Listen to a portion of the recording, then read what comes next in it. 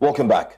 Convener of Revolution Now, Omoyele Sowore, has filed a 500 million naira fundamental rights enforcement suit against the Nigerian Police Force, the Inspector General of Police, Kayode Egbetokun, and the Lagos State Commissioner of Police, Moshood Jimoh, over alleged violation of his constitutional rights. The Federal High Court in Lagos has issued an interim order restraining the Lagos State Police Command and its Commissioner of Police from arresting, harassing, or intimidating Omoyele Sowore. Justice Musa Kakaki granted the order on Wednesday following a suit filed by Sowore seeking to enforce his rights to dignity, liberty, and freedom of movement as guaranteed under Sections 34, 35, 39, 40, 41, and 46 of the 1999 Constitution as amended, as well as relevant provisions of the African Charter on Human and People's Rights. Sowore, in the affidavit of urgency, reportedly stated that on the 3rd of November 2025, the Lagos Commissioner of Police publicly declared him wanted without any prior invitation, arrest warrant, or charge. He described the move as unlawful, saying it tainted his reputation as a journalist and former presidential candidate rather. Meanwhile, the Lagos State Commissioner of Police, Kayode Egbetokun, had earlier defended his decision to declare the activist wanted, insisting that the action was taken within his constitutional powers to maintain public order. Joining us now to discuss this is counsel to Omoyele Sowore, Inibehe Effiong. It's always great to have you. Thanks for joining us. Good morning. Thank you for having me. Good morning. Thank you. When Mr. Sowore was here on the show, I had asked him if he had gotten any invitation from the CP prior to him being declared wanted. He said none of such had happened, and that, as a matter of fact, he had called the CP as soon as he saw this, and the CP didn't pick his call. But now we're hearing that it's within his constitutional rights to declare him wanted. So at what point can a person be declared wanted legally? Thank you. Let me start by saying that Mr. CP Moshood Jimoh has acted in this matter essentially as a political operative. He has not demonstrated the professionalism that is expected of a police officer. He has portrayed himself as someone who has a personal axe to grind with Mr. Sowore. We have had cause to call out the personalization of this matter and to tell Nigerians not to take this CP seriously on this matter. The reason why Sowore has chosen to seek redress in court on this issue is basically to further enrich our jurisprudence.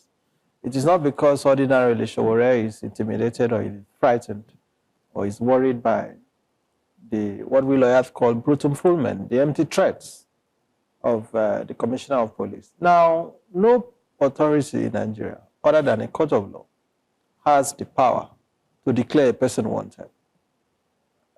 And in this particular case, the Commissioner of Police does not have any legal basis, does not have any factual justification, does not even have any moral imperative to have made the very unethical and unprofessional statement that he made, to put it in a very mild language.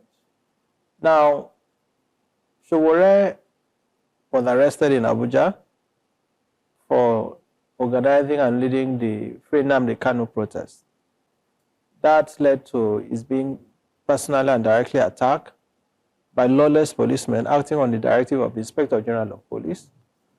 He was detained at a place known as former SARS Abattoir in Abuja.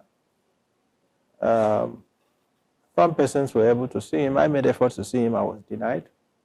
Subsequently, they filed what they frame as a charge against him, which is pending before a magistrate court in Abuja. He was granted bail, remanded in the Kuje Correctional Service or Custodial Service, pending perfection of his bail. The Correctional Service ought to have taken custody of him. But the same policemen invaded the court, attacked Sowore, attacked his lawyers, attacked his supporters, and even pressmen. And subsequently, he was able to perfect his bail, and he got released. Prior to then, the Commissioner of Police had publicly stated that Sowore must not come to Lagos which for me is a very responsible position for a commissioner of police to take. Moshood Jimoh has no right to detect to any person where the person is supposed to go to. And then he claimed, oh, Sowore diverted to Ondo, as if Ondo is a criminal enclave in Nigeria. Or Ondo is Sambisa Forest. Even in Sambisa Forest, people may be doing legitimate activities. And then he came to Lagos and he was threatening hell and brimstone that would deal with him. So we decided that, look, we must not dignify this act of insolence.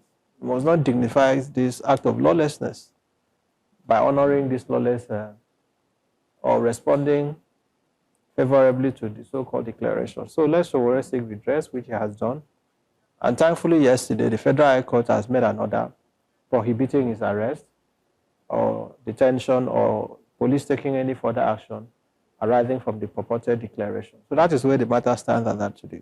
But you know that the rule of law was one thing. Declaration made by courts, Nigeria's justice system is another. Yes.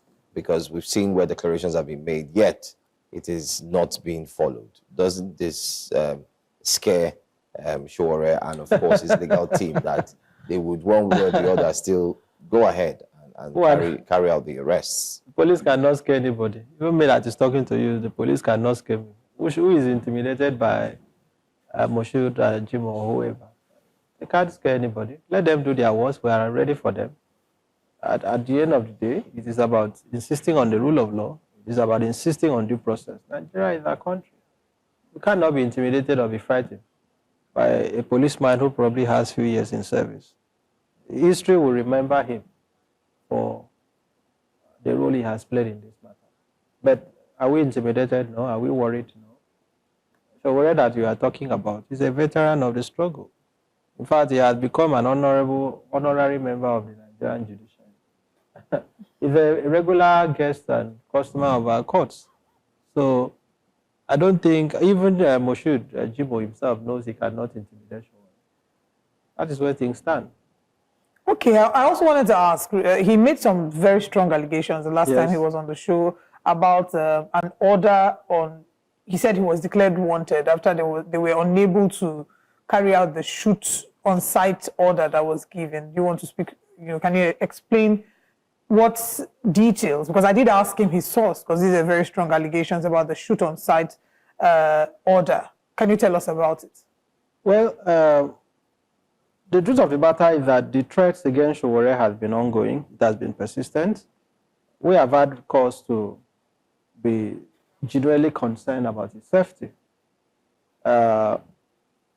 We believe that he's being targeted. And I just hope that the police is mindful, and the IG in particular knows that if any harm should befall Sowore, the Tinubu regime and the Inspector General of Police will be held responsible. They have made repeated attempts on this man's life.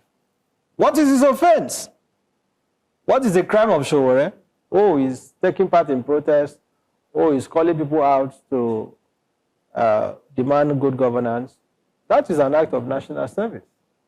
But this is a country where patriots are demonized, criminals are exalted, those who steal from the public are revered. And that explains the depravity behind the consistent attack on his person. The IG has personalized the matter. It is no longer about policing. The ongoing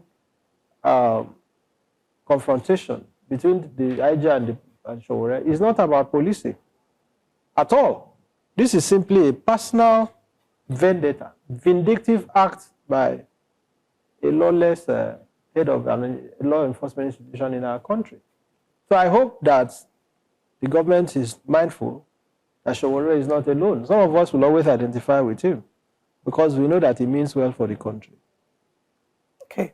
I mean, you've said that there've been threats and you're holding the police and the government responsible. Now that, how would you say, or what would you say the next steps are regarding the case, with Sowore? We have the Nnamdi Kanu case, and now you've taken the police to court. What are the next steps? What should we expect? The updates in this matter? We expect the judicial process to run its course. As I said, Sowore has quite a number of cases in Nigerian courts, which is expected because this is somebody who is constantly challenging the status quo. Someone who is constantly urging on Nigerians to demand their rights. When you live in a repressive regime, a repressive government, in a repressive country, where the rights of Nigerians are not respected, it can be explained that, look, the government is not comfortable with the truth, and that is why they continue to witch hunt him. Sowore has become the conscience of the struggle of the Nigerian people, and to his credit, he has stood consistently. He has been on the side of the people. You invade a community called Oworonshoki, you demolish houses of indigent people, and what is your excuse? You want to allocate the land to real estate persons, to private investors. The houses that they want to build, or whatever they want to do on that land, will it be for the interest of the common people of Lagos? The answer is no. But what do? Have you paid them appropriate compensation? You have not. Have you paid them adequate compensation as enjoined by the Constitution? You have not. So what do? They come out to protest, they come out to ventilate their grievance, and what does the government, what is the response of the government?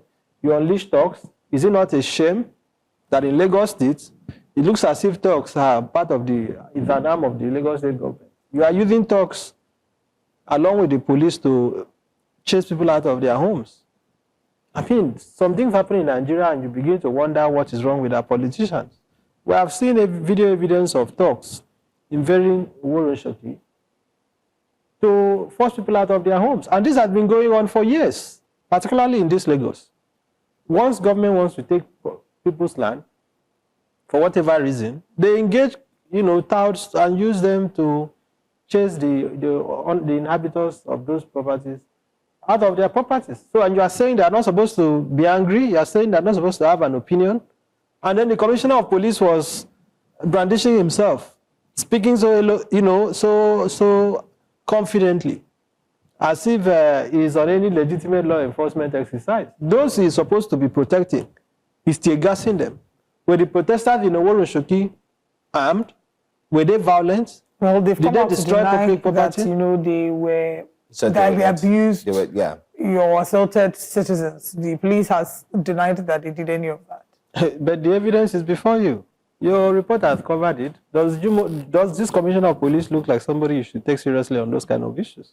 Well, we don't know about that. I mean... No, I'm asking you. You saw him, preemptively. You are deploying so much force, sending out more personal carrier, and you are personally overseeing what was his intention? He said people should not protest, claiming you have banned protests. I think we have a lot of sick people in Nigeria holding public offices. Honestly, because there are things that happen and you simply cannot explain it. Look at the show of force, the insane show of force. For what? Because Nigerian people want to express themselves. You are saying, no, we are not going to allow it, we are not going to tolerate it. So what is the future of protests in Nigeria, especially given the track record of what we've seen since 2020, when the way protests were, protests are being carried out was totally changed? What is the future for protests? It's for Nigerians to continue, because look, the government is never going to relinquish or cede a territory or the civic space to us. Nigerians must continue to exercise their rights. Nigerians must continue to protest, despite the repression that we are seeing. They will make it look as if, this is just about the demolition in the Oworonshoki. No. The reality that we are facing as a country today is that the government does not want to see any form of dissent. And it doesn't really matter what you are protesting for. It doesn't really matter. Whether, if, as a matter of fact, any reason, any explanation you offer for protesting, the police will attack you. Even if you demand an end to terrorism today, like we are hearing now, that, the ongoing national conversation, there is no issue that you are allowed to express your opinion without being haunted. And that is an indication that we are in a police state. Well, update here says that Lagos State has registered 100 more property owners for compensation concerning Oworonshoki. And do you think this compensation will be enough? Do you have any idea of what the compensation likely looks like? Because, I mean, during the entire protest, I'm sure there were conversations with some of these tenants, former tenants, who have lost their properties. And we also did have videos. We did take videos of them crying and complaining, especially bitterly, about how the process was done. Notices were served. Some said yes, some said no. So why is Sowore engaging in this entire fight when there seems to be discrepancies in terms of how the process was being done? The point is that we don't need to justify why we are protesting before we can protest. The reason why we are protesting does not need to look or sound plausible. It doesn't even have to be agreeable.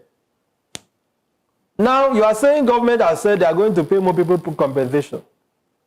Constitutionally, if you look at the provisions of Section 43 and Section 44 of the Constitution, payment of adequate compensation is a condition to expropriation of land.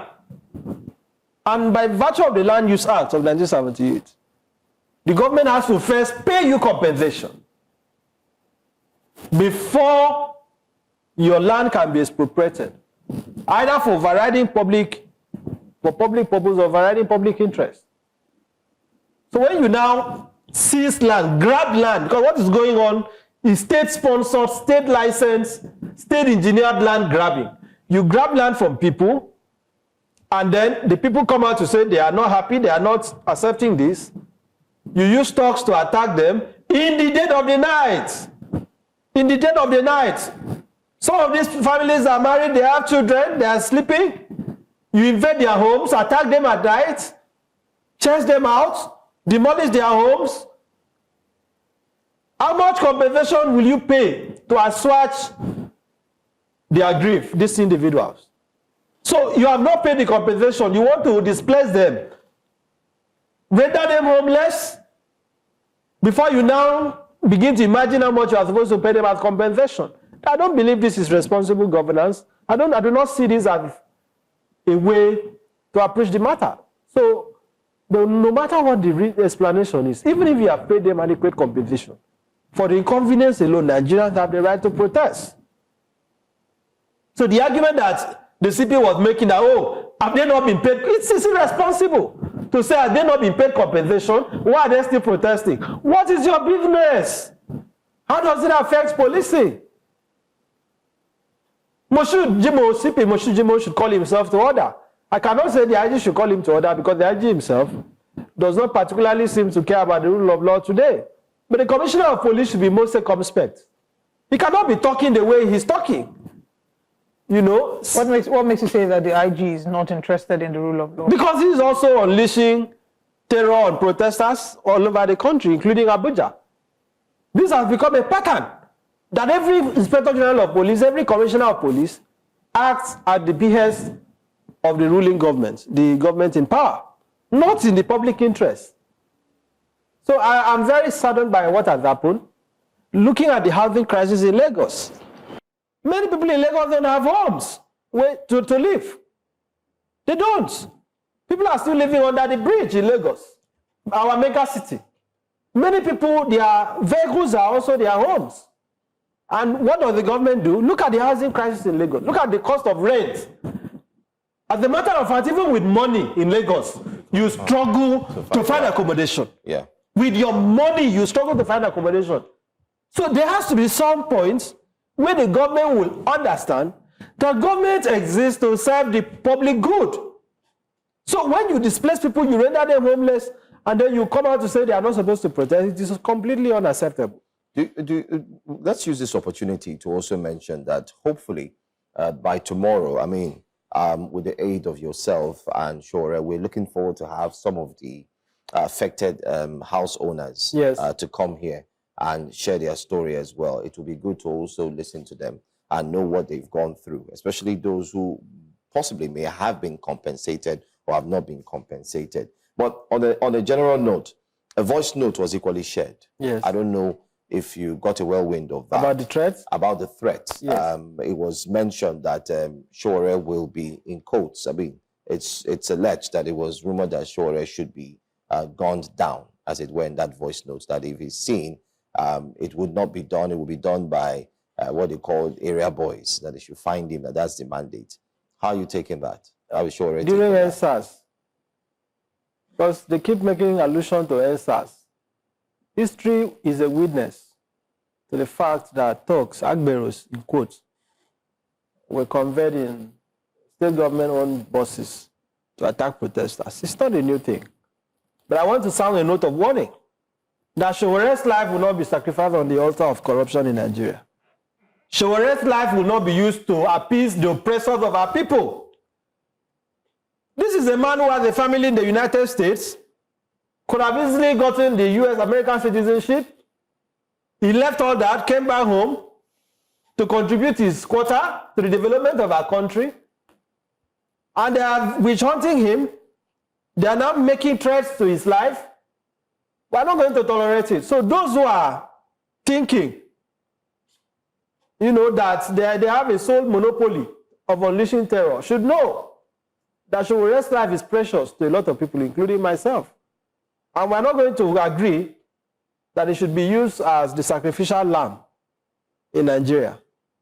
We're not going to accept that. So let the government take personal responsibility for its security, because, as I said, should any injury, any fraction of his hair be harmed, we're not going to engage in debate on who is responsible. The Nigerian government will be held squarely responsible. And just to clarify, about the shoot-to-kill order or shoot-on-sight order, the Lagos State CP has clarified that he got no such orders from the IGP. And, Who gave him the order to Tiega Sowore? Who gave him the order to deploy armored personnel carrier to attack Sowore? Who gave him the order to declare Sowore wanted? We cannot listen to him. He doesn't have credibility on this issue. Okay. So I think my final question would be what the next steps are. You've said you've taken him to court. You've taken the police, rather, to court. The CP had said that he has the right, and anyone who doesn't agree should go to court, and that what he's done is preventive, basically, because what is it preventing? They were preventing Sowore from inciting protests and blocking the Third Mainland Bridge, which would lead to a felony of some sort. You've gone to court now. Are you, what are the prayers that you're asking the court? And, when is the next, what's the next step and the next hearing in court? I think it's for the court. I don't want to make comments on the lawsuit, but it's seeking 500 million naira damages. Let the courts examine the matter and see whether this commissioner of police acted lawfully and responsibly or not. But the court process will run its course. As I said, Sowore has become an honorary member of the Nigerian judiciary. I will, if you allow me, I want to convey that appellation on him as an honorary member of the Nigerian judiciary, having had to go through various courts in Nigeria over the years for one issue or the other. The Sowore is always in and out of the courts. So for the CP to be bragging that he's going to charge him, he's going to arrest him, who is he referring to? I mean, we have the Nnamdi Kanu matter that is still hanging over his neck. The one of calling the president a criminal is still hanging over his neck. A number of cases, that he still has to do with. Effiong, thank you very much for joining us. Thank you. It's always great to have you. It's just unfortunate that we don't have you to discuss good news. Thank you.